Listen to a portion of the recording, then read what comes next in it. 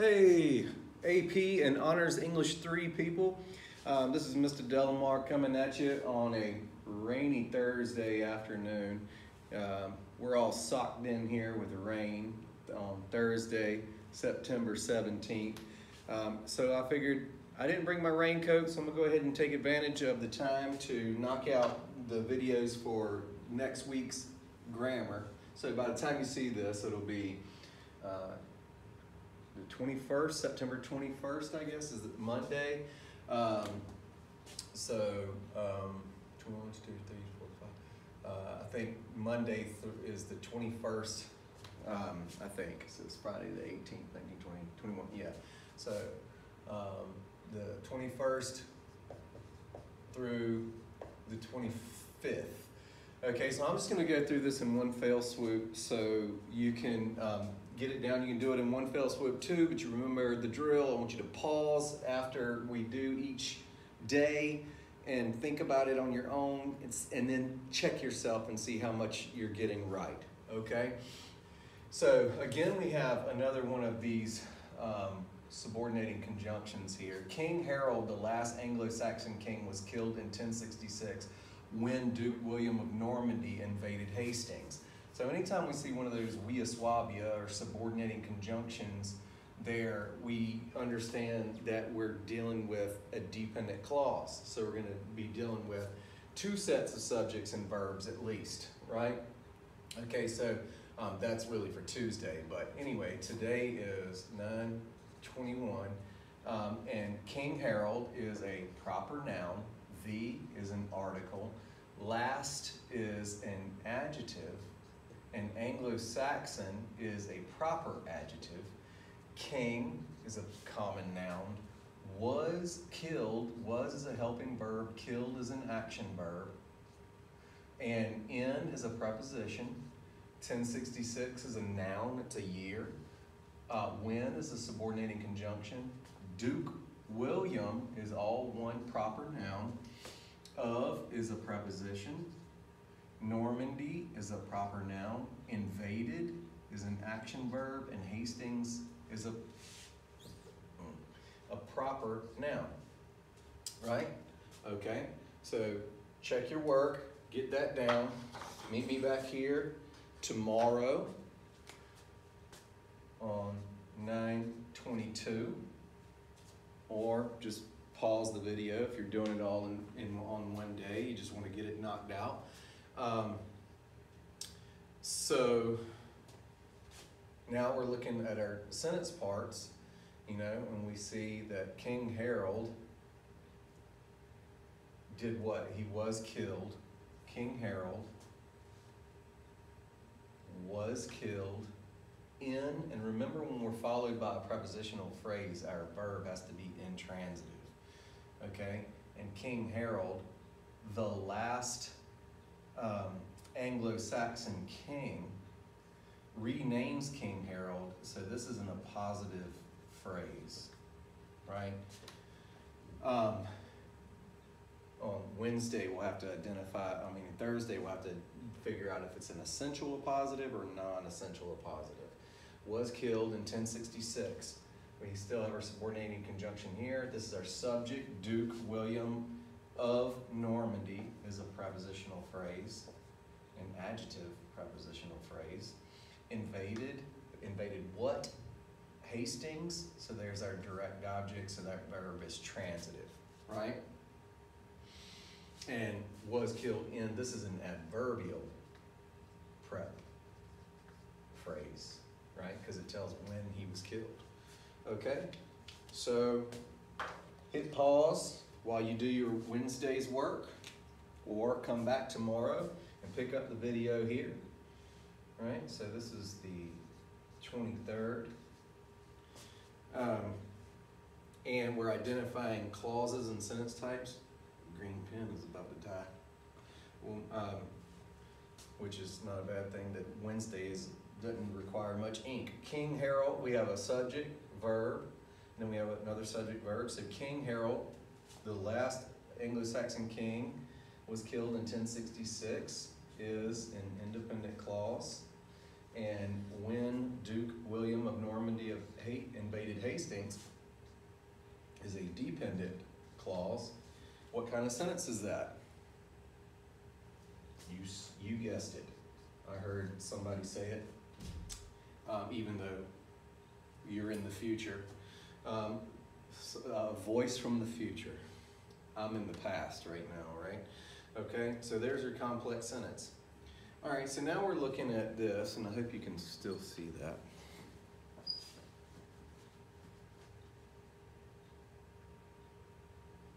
That's not very easy to see, is it?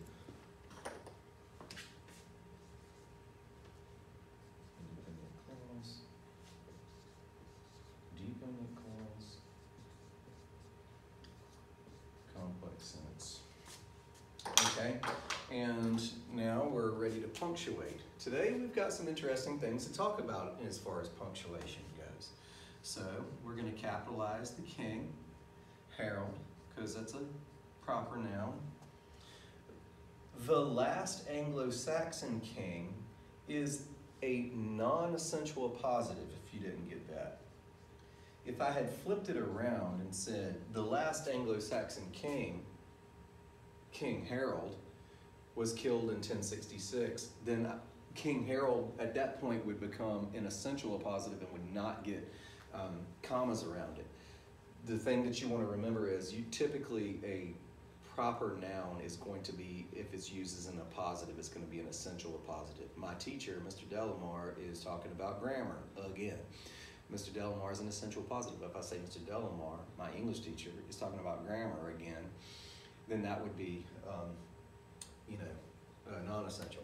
Was killed in 1066 when I have a complete sentence in my fragment at the end, I do not put a comma there. You don't hear a pause. King Harold was killed in 1066 when Duke William invaded Hastings. No pauses. But if I flipped it, when Duke William of Normandy invaded Hastings, comma, King Harold was killed. So just remember, like last week, we started with the fragment and ended with the independent clause. And then again, we have Duke, capitalize, Normandy, invaded Hastings, it's a place. All right, and I think that's it. Was killed in Duke of Normandy, invaded Hastings. Okay, all right, and go ahead and get that down. I'm gonna pull up our diagram because it doesn't fit.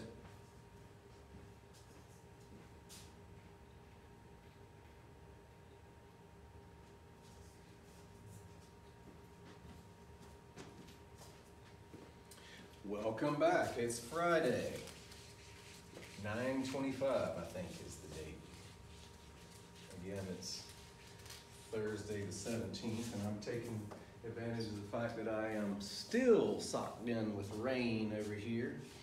That's okay. Take advantage of it, get some work done. I didn't bring my raincoat today.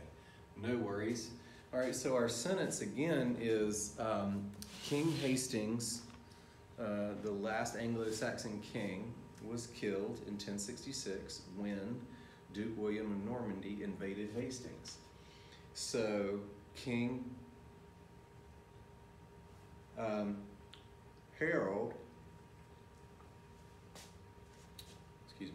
King Harold,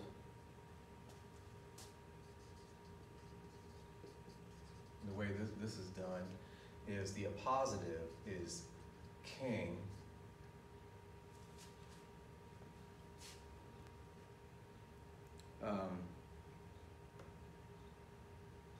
and the words that these all go with king, the last